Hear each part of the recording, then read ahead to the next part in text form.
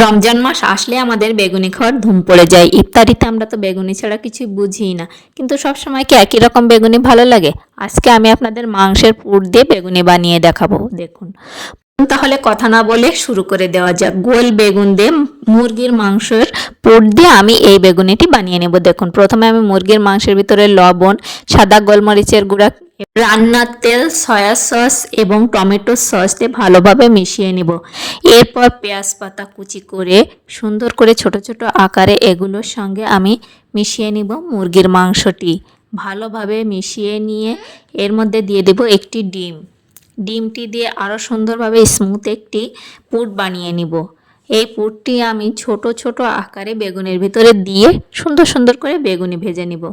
দেখুন, আমি প্রথমে একটি গোল বেগুন নিয়েছি। এটি কিন্তু প্রথমে সম্পূর্ণ ছাড়ানো যাবে না, মাঝখানে একটু লাগানো থাকবে, তাহলে এইভাবে এর ভিতরে পুর দেওয়া যাবে। এই দেখুন, ছোট ছোট করে এর ভিতরে পুর দিয়ে দিয়েছি। দিয়ে আমি কর্নফ্লাওয়ারে হালকা একটু গড়িয়ে নিয়েছি। নিয়ে এর জন্য একটি ব্যাটার বানিয়ে নিব। ব্যাটার বানাতে আমি 1 কাপ ময়দার ভিতরে একটি ডিম, 1 কাপ পরিমাণে পানি এবং হাফ কাপ অয়েল দিয়ে একটি ঘন ব্যাটার বানিয়ে নিব। দেখুন, ব্যাটারটা আমি দেখিয়ে দিব কতটা ঘনত্ব হবে। এই দেখুন কতটা সুন্দর হয়েছে এবং স্মুথ করে নিতে হবে। ভালোভাবে নেড়ে একেবারে স্মুথ করে নিতে হবে, ভিতরে যেন কোনো প্রকারের দানা বা গুটি থেকে না যায়। এরপর এর ভিতরে বেগুনগুলো আমি চুবিয়ে ঘুরিয়ে ফিরিয়ে নিয়ে ডুবো তেলে ভাজি করে নিব। এগুলো আপনারা প্রতিদিন রমজানে না খেলেও মাঝে মাঝে কিন্তু ইফতারিতে খেতেই পারেন, তাহলে বেগুনের কিছুটা ভিন্ন স্বাদ পাওয়া যাবে। আর হ্যাঁ, ভিডিও ভালো লাগলে লাইক দিয়ে চ্যানেলটি অবশ্যই সাবস্ক্রাইব করে দিবেন। এই বেগুনিগুলো কিন্তু খুবই ক্রিস্পি এবং খেতে অসাধারণ হবে। একবার জাস্ট ট্রাই করে দেখুন। আপনার প্রতিদিন রমজানে এটি বানাতে হবে কষ্ট করে। এটি আমি পরিবেশন করে এবং একটি ভেঙে আপনাদের দেখিয়ে দিব। দেখুন,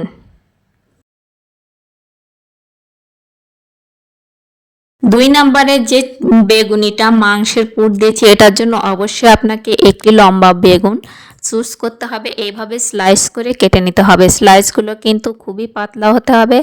এরপর মাংসের ভিতরে আমি পেঁয়াজ পাতা, আদা কুচি এবং কিছু গন্ধ না হওয়ার জন্য মশলা, সাদা গোলমরিচের গুঁড়া, সয়া সস, টমেটো সস এবং একটু কর্নফ্লাওয়ার দিয়ে ভালোভাবে মেখে নেব।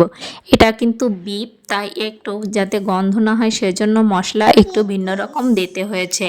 আর এর জন্য আমি যে ডোটা বানিয়ে নিয়েছি সেটা আমি ময়দা এবং তেল দিয়ে ভালোভাবে মিশিয়ে নিয়েছি। এটার ভিতরে ডিম দেওয়ার প্রয়োজন হয়নি, ডিম দেয়নি, অনেক সময় গন্ধ বেরোতে পারে। এটি ভালোভাবে মিশিয়ে নিয়ে আমি ওইগুলো ডুবিয়ে ডুবিয়ে তারপর ডুবো তেলে ভাজি করে নিয়েছি। এগুলোর কিন্তু স্বাদ অনেক বেশি অসাধারণ এবং ক্রিস্পি হয়েছে, অনেক বেশি সুন্দর হয়েছে। আপনারা একবার হলেও ট্রাই করে দেখবেন। ভালো থাকবেন আর অবশ্যই একটি লাইক দিবেন।